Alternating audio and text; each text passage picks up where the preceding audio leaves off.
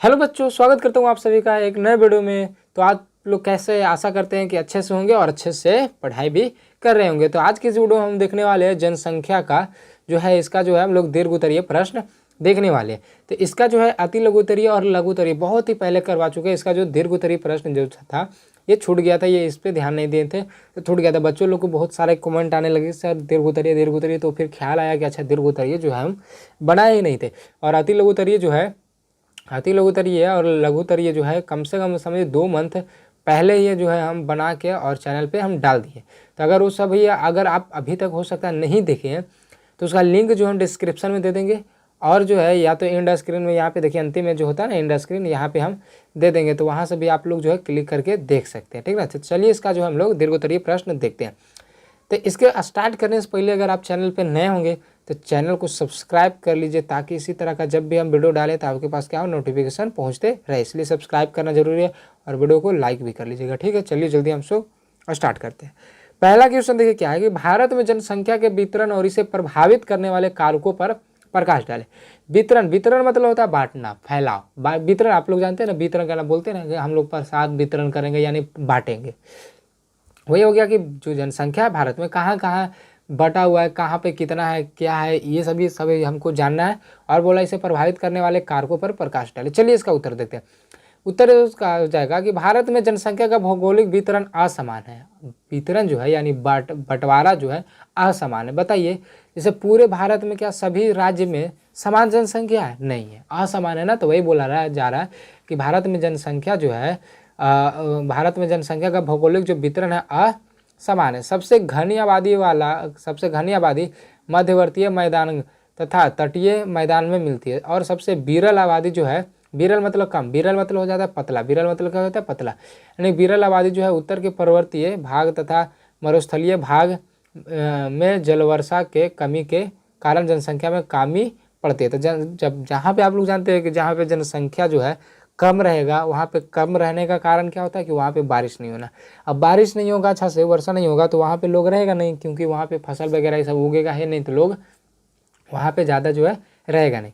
बोला गंगा के मैदान में पश्चिम की ओर बढ़ने पर जनसंख्या का घनत्व तो क्रमशः घटता जाता है। क्या होता जाता है? घटता जाता है। देखिए यह है कि मगर असम में वर्षा के अधिक होते हुए भी जनसंख्या कम है। मतलब असम जो है वहाँ वर्षा बहुत अच्छा होता है लेकिन जनसंख्या कम है। इसका कारण यह है कि उसका अधिक भाग वन्य और पहाड़ी है।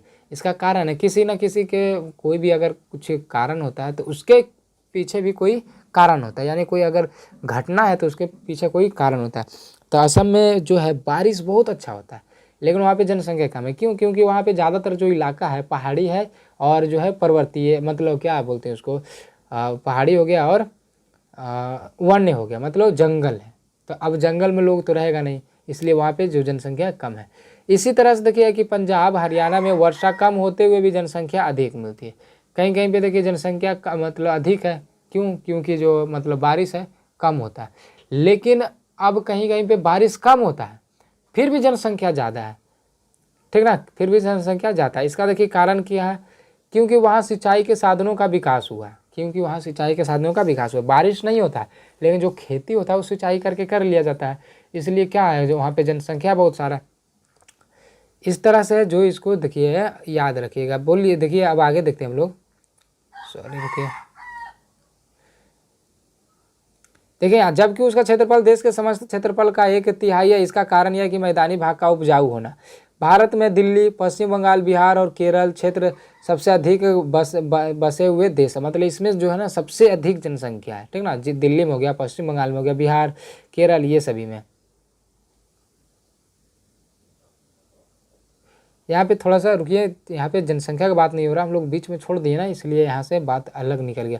ये सभी कुछ और बातें बोल रहे हैं कि बने बसे हुए। ठीक ना, केरल में शिक्षा के अधिक प्रचार तथा लोगों का जीवन स्तर उच्च होने के फलस्वरूप मृत्यु संख्या कम हो गई है। ठीक ना, और केरल जो है अगर पूछेगा भारत में सबसे अधिक शिक्षा किस राज्य की है तो केरल में बहुत ही अच्छा जो है शिक्षा, मतलब उच्च शिक्षा मिलती है वहाँ पे, और मृत्यु जो संख्या है कम हो गई है। हम यह भी देखते हैं कि गंगा के मैदान और तटीय मैदान का चावल उत्पादन क्षेत्र है। ठीक ना, चलिए हम लोग दूसरा नंबर क्वेश्चन देखते हैं। दूसरा नंबर क्वेश्चन देखिए क्या है कि देश के विकास में जनशक्ति की भूमिका किस प्रकार महत्वपूर्ण है, इसके लिए जनशक्ति किस प्रकार अधिक से अधिक कारगर बनाया जा सकता है। तो इसका उत्तर हो जाएगा, देखिए किसी देश में रहने वाले लोगों की कुल जनसंख्या उस देश की जनशक्ति की परिचारिका होती है। जनशक्ति ही प्राकृतिक साधनों के विवेकपूर्ण उपयोग करते हैं। जो जनशक्ति यानी जो जनता है, जो लोग है, जो जनसंख्या, वही जो है जो प्राकृतिक साधन होता है उसका विवेकपूर्ण उपयोग करता है। विवेकपूर्ण मतलब बुद्धि के इस्तेमाल, मतलब बुद्धि लगा के उसका इस्तेमाल करता है। जैसे पेड़ पौधा, अब उसका बुद्धि के साथ यूज करता है। अब मान चलिए जो कोई महंगा वाला मतलब पेड़ है, जैसे सागवान का पेड़ है, वो महंगा बिकता है, ठीक ना। अब उसका जलावन में उपयोग करेगा नहीं, इतना जो हम लोग जो है बहुत ही चालाक है, जलावन में यूज करते हैं। आम का हो गया, ये सभी का हो गया, ये सभी का यूज करते हैं। जो महंगा चीज़ होता है उसको विवेकपूर्ण यूज हम लोग करते हैं। बोल रहा वही आरामदायी जीवन के लिए सब प्रकार की वस्तुओं का उत्पादक है। हाँ, आरामदायी जो जिससे हम लोग को आराम मिले वो सभी वस्तुओं का हम लोग उत्पादन कर चुके हैं और करते आ रहे हैं भी। जैसे बाइक गाड़ी हो गया, एक जगह से दूसरी जगह जाना है, अगर मान चलिए 30 मिनट जहाँ जाने में लगता है पैदल, तो वहाँ 5-6 मिनट में हम लोग पहुँच जाते हैं, है ना। तो क्या आरामदेही मतलब सब कुछ में आराम हम लोग खोज रहे हैं। इस तरह से जो है इसको क्या कीजिएगा, आप लोग जो है कॉपी में इसको नोट कर लीजिएगा, ठीक ना, क्योंकि समझाने लगेंगे तो बहुत ही ज़्यादा टाइम लग जाएगा। अब देखिए तीसरा नंबर क्वेश्चन, देखिए क्या है तीसरा नंबर क्वेश्चन, ये देखिए बहुत अच्छे से समझिएगा इसको, कि भारतीय जनसंख्या निरंतर बढ़ती जा रही है, स्पष्ट करें किस तरह से बढ़ती जा रही है, क्यों बढ़ती जा रही है। देखिए इसका उत्तर कि भारत की जनसंख्या में तीव्र वृद्धि की प्रवृत्ति जारी है। UNFPA के अनुसार भारत में प्रतिदिन लगभग देखिए इसको देखिए 70,000 से 75,000 बच्चे जन्म लेते हैं। सोच रहे हैं ना, देख रहे हैं, 70,000 से 75,000 जो लोग हैं प्रतिदिन भारत में जन्म ले रहे हैं, यानी बच्चे जो है जन्म ले। वर्तमान में देश की जनसंख्या वृद्धि की गति 1.95% वार्षिक है, यानी इतना जो है ज़्यादा बढ़ रहा है। देश की जनसंख्या 1901 में 23.8 करोड़ थी। बताइए 23.8 करोड़ थी, कितना 1991 में, 1991 में, और अभी कितना हो गया 1 अरब 42 करोड़, यानी कि 142 करोड़। कहाँ 23 करोड़ और कहाँ 142 करोड़, सोचिए कहाँ से कहाँ भारत ये जो है पहुँच गया।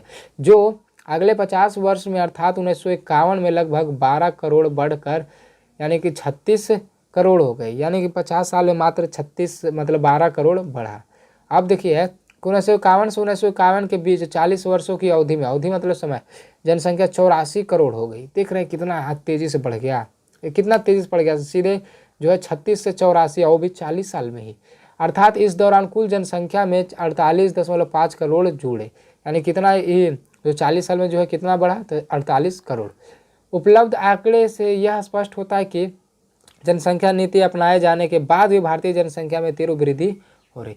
जनसंख्या जो नीति अपनाया गया है कि हाँ हम दो हमारे दो, लेकिन फिर भी कोई फर्क इस पर नहीं पड़ा। देश में लगभग 1.16 करोड़ की आबादी बढ़ रही है।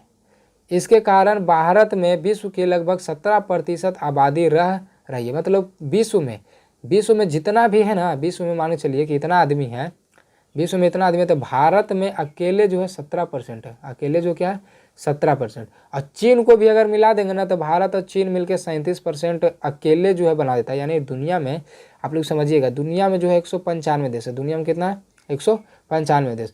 इसमें से 2 देश को निकाल लीजिए, कौन कौन, भारत और चीन।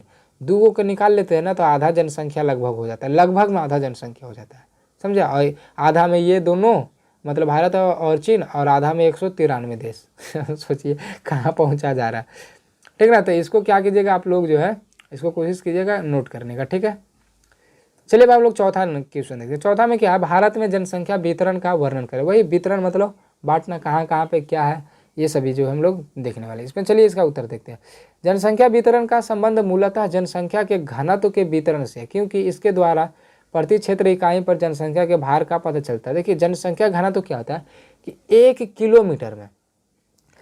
किलोमीटर में जितनी जनसंख्या निवास करती है, ठीक ना, उसे ही जनसंख्या घनत्व कहते हैं, ठीक ना। 2001 की जनगणना के अनुसार भारत में जनसंख्या का औसत घनत्व 324 प्रति व्यक्ति वर्ग किलोमीटर है। यानी 1 किलोमीटर में जो है भारत का जनसंख्या जो है, मतलब भारत का जनसंख्या घनत्व जो 324 है। कितना 324। और अभी जान रहे हैं 2023 के अनुसार जो है, 2023 नहीं 2022 के अनुसार 2022 के अनुसार जो है भारत की जनसंख्या घनत्व कितना 464 हो गया। कितना 464। कहने का मतलब 1 किलोमीटर में जो है 464 व्यक्ति रहता है। अच्छा, बिहार का जो जनसंख्या घनत्व आप लोग जानते हैं, बिहार का जनसंख्या घनत्व तो ये सब जानना जरूरी है। 1106 है। कितना 1106, यानी 1 किलोमीटर में जो व्यक्ति है कितने रहते हैं 1106 व्यक्ति रहते हैं। ये हो गया बिहार का जनसंख्या घनत्व। और भारत का जनसंख्या घनत्व हो गया 464। अच्छा, ये बताइए तो सबसे कम जनसंख्या किस देश की है? तो मालदीव की है। किसकी है? सॉरी, मंगोलिया का है। किसका है? मंगोलिया। देश का नाम सुने ना, मंगोलिया। इसका जनसंख्या घनत्व 2 है। कितना 2? यानी 1 किलोमीटर में 2 व्यक्ति रहता है, इतना कम है। चलिए देखते हैं आगे हम लोग। तो जनगणना के अनुसार भारत में जनसंख्या का घनत्व 324 प्रति व्यक्ति वर्ग किलोमीटर। याद रखिएगा, आपसे क्वेश्चन पूछा जा सकता है कि 2001 के अनुसार भारत की जनसंख्या घनत्व कितना था? 324। भारत के पास विश्व का मात्र 2.4 क्षेत्र है, जिस पे विश्व की लगभग 17% जनसंख्या। भारत के पास 2.4% ही मात्र जो है जमीन है पूरे विश्व का, 2.4%। बाकी लेकिन जनसंख्या कितना 70%, यानी पूरी जनसंख्या का, यानी पूरे विश्व की जनसंख्या का 70%। यानी समझ रहे हैं, देखिए जमीन कितना कम और आदमी कितना ज़्यादा, देख रहे हैं ना, यानी 15% ज़्यादा है। आप लोग समझ रहे होंगे तो पता लग रहा होगा कि कितना मतलब भारत जो है आगे बढ़ गया है जनसंख्या में। उत्तर प्रदेश की आबादी 16.6 करोड़। विश्व के कुछ ही देश इससे ज़्यादा जनसंख्या वाले हैं। भारत की लगभग आधी जनसंख्या केवल उत्तर प्रदेश, महाराष्ट्र, बिहार, पश्चिम बंगाल, आंध्र प्रदेश 5 राज्यों में रहती है। यानी कि 5 राज्य को अगर मिला देंगे ना तो भारत की आधी जनसंख्या हो जाएगी। जैसे भारत की कुल कितनी जनसंख्या? भारत की में 142 करोड़ है, 142 करोड़ जनसंख्या। तो अगर यही 5 राज्य को अगर मिला देना तो आधी जनसंख्या हो जाता है, ठीक ना। बाकी आधा में समझिए 5 को के छोड़ के तो 28 राज्य है, तो 28 में 5 घटा दीजिए तो 23 राज्य में आधा जनसंख्या और 5 राज्य में आधा जनसंख्या, यानी 23 जो है 5 के बराबर हो गया। इस तरह से है, इसको आप लोग जो है क्या कीजिएगा, इसको कोशिश कीजिएगा याद करने का, ठीक ना। ये हो जाएगा, याद नहीं करने का बस कॉपी में लिख लीजिएगा, 2-3 बार पढ़ लीजिएगा तो इसके बारे में आप लोग लिख सकते हैं। चलिए 5वां नंबर क्वेश्चन देखते हैं कि भारतीय जनसंख्या के वितरण की विशेषताओं को लिखें। तो ये भी बस वही है जो हम लोग पीछे क्वेश्चन देख चुके हैं ना, उसी टाइप के है। देखिए क्या मतलब, उत्तर प्रदेश की कुल जनसंख्या का लगभग 16% निवास करती है ना, मतलब 16% है ना। खाम यह है कि भारत की लगभग आधी जनसंख्या इतना में मतलब 5 राज्य में है स्थित, हम लोग पहले ही देख चुके हैं। ये सभी जो है आप लोग क्या कीजिएगा, इसको रोक के क्या कीजिएगा, नोट कर लीजिएगा। हम लोग जानते हैं कि असम में अधिक वर्षा होने पर भी जनसंख्या कम है। हम लोग देखें क्यों, क्योंकि वहाँ जो है पहाड़ी क्षेत्र है और जंगल क्षेत्र है ना, तो कहाँ से रहेगा। और हम लोग ये भी देखें कि पंजाब हरियाणा में सिंचाई साधनों के विकास के कारण कम वर्षा होती है, फिर भी जनसंख्या अधिक है। क्यों अधिक है? क्योंकि वहाँ सिंचाई का साधन है। देखिए 6ठा नंबर भी क्वेश्चन वही देखिए बोल रहा है कि भारत जनसंख्या की विशेषताओं का वर्णन कर। बस क्वेश्चन वही है, आप लोग बस इसको क्या कीजिएगा, इसको जो है नोट कर लीजिएगा कॉपी में। देखिए ये है क्वेश्चन, यहाँ पे देखिए छठा का क्वेश्चन हम लोग दिखा देते हैं, इसको आप लोग क्या कीजिएगा, नोट कर लीजिएगा। तो आज इसको क्या कीजिएगा ना, देखिए वीडियो को रोक के और इसको अच्छे से नोट कर लीजिएगा। तो आशा करते हैं आपको वीडियो अच्छा लगा होगा। वीडियो अच्छा लगा होगा तो चैनल पे नए हैं तो चैनल को सब्सक्राइब जरूर कर लीजिएगा, क्योंकि इसी तरह का जो वीडियो हम अपने वीडियो चैनल पे डालते रहते हैं। एक चीज़ और कि अगर आप व्हाट्सअप ग्रुप में नहीं जुटे हैं, व्हाट्सअप ग्रुप में अगर नहीं जुटे हैं तो वहाँ से लिंक हम दे दिए हैं डिस्क्रिप्शन में, आप वहाँ से क्लिक करके जुड़ जाइएगा, ताकि अगर आप 10वीं की तैयारी कीजिएगा ना तो क्या होगा कि वहाँ पर हम जो है VVI क्वेश्चन ऑब्जेक्टिव सब्जेक्टिव सभी देते हैं और बिहार बोर्ड की मतलब अच्छे तरीके से तैयारी करते हैं मैट्रिक और इंटर का। तो आप लोग अगर अभी तक नहीं जुटे तो ग्रुप में जुट जाइएगा, ठीक है। बहुत सारे बच्चे जो जुटे हुए हैं और आप लोग भी जुट जाइएगा, ठीक है। तो वीडियो को जल्दी से लाइक कर दीजिए और सब्सक्राइब भी कर दीजिएगा चैनल को, और दोस्तों में शेयर भी कर दीजिएगा। मिलते हैं अगले वीडियो में, तब तक के लिए जय हिंद, जय भारत।